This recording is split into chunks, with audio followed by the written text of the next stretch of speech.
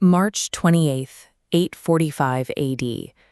The fog over the River Seine is thick, moving with an unnatural weight. Through the mist, the sentries hear it first, the synchronized strike of oars, a heartbeat of wood and water. Then the dragon prows emerge, 120 ships, gliding in absolute unison. They're sailing straight toward Paris. This is the jewel of the Frankish Empire, the political fortress built on the legacy of Charlemagne himself. Standing at the prow of the lead ship is a commander recorded in Frankish chronicles as Ragnar. History will eventually morph that name into something far more recognizable: Ragnar Lothbrok. For over a millennium, scholars have debated whether the man on that ship was a single flesh-and-blood mastermind or a composite character, an amalgamation of different warlords woven into a single legend by a society that needed a hero. Yet his physical reality matters less than the physical evidence he left behind. Whoever commanded that fleet sailed into the capital of the Western world's greatest superpower and broke its will. To understand that commander, we have to look at the geography that forged him. 9th century Scandinavia ran on brutal arithmetic. Long, punishing winters along the steep-walled fjords and thin, nutrient-poor soil meant survival required constant calculation. The coastal raids that terrorized Europe did not begin out of malice or a desire for conquest. They were a survival mechanism, an economic imperative to acquire the silver and grain that the northern earth simply could not yield. This image shows an excavated Viking longship. Notice the wide, shallow draft of the hull. This specific naval architecture allowed these vessels to cross volatile, open oceans, yet still navigate inland rivers too shallow for any opposing warships. With this mobility, Viking leaders evolved. They stopped executing scattered, coastal smash-and-grab robberies and began coordinating unified, sustained military campaigns deep inside continental Europe. A strategic realization emerged from this shift. The most efficient way to take a monastery's silver was not to fight for it directly, but to break the psychological resolve of the men guarding it. The Norse sagas introduce Ragnar as a farmer's son with no inherited titles. He had to construct his own status. The myth describes him slaying a giant serpent to win his first high-status marriage, a symbolic framing of an ordinary man confronting an impossible obstacle to build his identity. That same tradition pairs him with Lagertha, a fierce shield maiden who fought beside him. Her presence in the stories reflects a society that valued capability and martial skill over rigid, defined gender boundaries. For decades, historians dismissed shield maidens as romantic fiction. Then, in 2017, scientists analyzed the DNA from a famous Viking warrior burial in Birka, Sweden. The grave contained a horse, armor-piercing arrows, and the tactical gear of a senior military officer.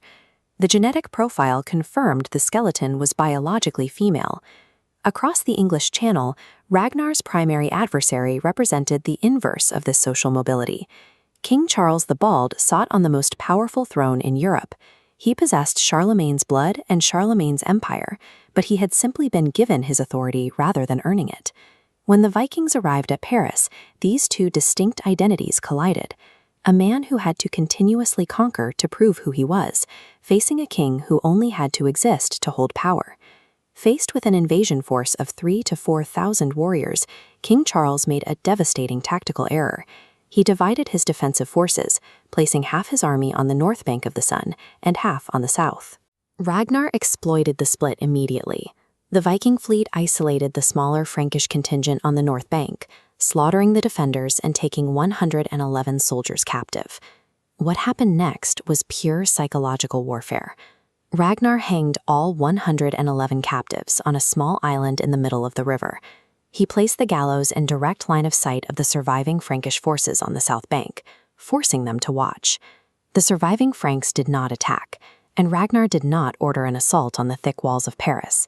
He set up camp on that central island and waited, letting dread, time, and eventual disease erode the Franks' remaining courage. Ragnar understood the leverage he held. The emperor required the capital intact to legitimize his rule, and his hesitation was proof that he was diminished by the very empire he inherited. This manuscript illumination shows the dense packing of armed Viking warriors that Charles the Bald ultimately capitulated to. To make the fleet leave, the emperor paid an astronomical ransom of 7,000 pounds of silver. That payment, a tribute known as Danegeld, echoed across the continent. It broadcast a clear, undeniable message to every court from England to the Byzantine Empire. The most powerful Christian state in Europe could not protect its own capital. Yet the Norse sagas record a strange reaction from Ragnar following this ultimate victory. Instead of settling into his wealth, he grew deeply restless. Achieving the impossible had suddenly made his life feel entirely ordinary. He began organizing a new expedition, not a calculated raid for silver, and not a strategic military campaign. He was planning an endeavor that defied all logic of survival. Ragnar Lothbrok was walking toward a conclusion, a decision that would lead to his own end, but set in motion the Great Heathen army, the most consequential military force to land in England in 5 centuries. The ships were made ready, but the man giving the orders was not planning a raid for silver. He was walking toward a conclusion. In the mid-850s AD, Ragnar Lothbrok sailed for Northumbria. His sons had warned him against the expedition, pointing out that his force was dangerously small. They were right. The voyage ended in disaster, with his ships broken against the English coast. Stranded with only a fraction of his men, Ragnar was quickly overwhelmed by local defenders. The man who had once held Paris hostage was taken in chains to the dungeon of the Northumbrian ruler, King Ella. Ella now held the most recognizable name in the Viking world. This was a direct confrontation between an established English kingdom and the growing power of the North, and the outcome would decide the fate of Northumbria. King Ella understood the power of a clean death. Killing Ragnar with a sword would give him the end a warrior desired, cementing his legend. Ella wanted the opposite. He ordered his prisoner thrown into a pit of venomous serpents to reduce him to something small and pathetic. But the sagas record that Ragnar did not scream. He did not ask for mercy. Instead, he delivered a calm, final promise. He told his captors that the little pigs would grunt when they learned how the old boar suffered. Ella miscalculated. In trying to humiliate a warlord, he manufactured a martyr. His decision gave the sons of Ragnar the exact justification they needed to cross the sea. When the news of the snake pit reached Scandinavia, the survivors reported back to Ragnar's eldest son, Ivar the Boneless. Ivar lived with a severe physical condition. His legs were essentially useless, and he was carried into battle on a wooden litter.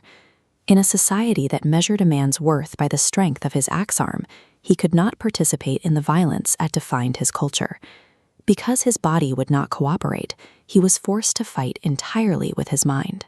He developed an unnervingly cold and precise strategic intelligence, completely stripped of emotional interference. He did not assemble an army in a fit of rage. Ivar methodically accounted for the political landscape of England and planned a long-term campaign of total territorial annexation. Ragnar had relied on bold, provocative strikes. Ivar relied on math. And that flawless, detached rationality made the son infinitely more dangerous than the father. In the autumn of 865 AD, that meticulous planning materialized on the coast of East Anglia. It was the largest Viking invasion fleet in history. This manuscript is the Anglo-Saxon Chronicle, the primary historical record of 9th century England. In these pages, the terrified monks who witnessed the invasion gave the force a simple, enduring name: the Great Heathen Army. The local kings expected the usual coastal attacks for monastic silver, but Ivar's men bypassed the treasure to seize the land itself. They brought supplies and horses, intending to stay. Their first target was the Northumbrian capital of York in 866 AD. Ivar timed the assault perfectly, striking during a major Christian festival when the city's defenders were caught between religious observance and military duty. The city fell quickly. Losing York fractured the traditional balance of power. The northern English crowns had lost their grip, and the retaliatory strike officially transitioned into a permanent occupation. In the spring of 867 AD, King Ella attempted to take his capital back. His army was broken by the Viking forces, and the man who had put Ragnar in a pit of snakes was finally captured by Ragnar's sons. According to Norse sources, Ella was subjected to a ritual execution known as the Blood Eagle. A blade was used to separate his ribs from his spine. His chest cavity was opened, and his lungs were drawn out to rest on his back. Scholars debate whether this execution actually happened. Some argue it was a genuine ritual practice, while others suggest later saga writers invented it to give Ella a death that matched the cruelty of the snake pit. The specific details matter less than the message it sent to the rest of the island. Ivar was broadcasting a warning of absolute, terrifying precision. With Northumbria broken, the army moved south. Kingdom after kingdom collapsed. Mercia and East Anglia fell, their monarchs executed, until only King Alfred the Great and his southern kingdom of Wessex remained intact. Alfred managed to survive the onslaught, eventually fighting the Viking forces to a strategic stalemate in 878 AD. The resulting Treaty of Wedmore established a massive region known as the Danelaw, a broad stretch of England formerly ceded to Viking rule. The Danelaw was the ultimate victory condition. The sons of Ragnar had crossed the sea to settle a debt, and in the process, they redrew the political architecture of Britain. Ivar the Boneless did not live long enough to see those borders formalized. He died in Dublin in 873 AD, recorded by Irish chroniclers as the ruler of all Northmen across Britain and Ireland. We can still find the physical evidence of his army's path. Decades of archaeological excavation at Repton in Derbyshire uncovered the Great Heathen Army's winter camp, complete with mass graves. This image shows a heavily corroded sword and axe head pulled from the site, the tangible remnants of that deadly campaign. The linguistic scars are just as deep. Hundreds of towns across northern England today, places like Grimsby and Whitby, still bear the names assigned to them by the invaders.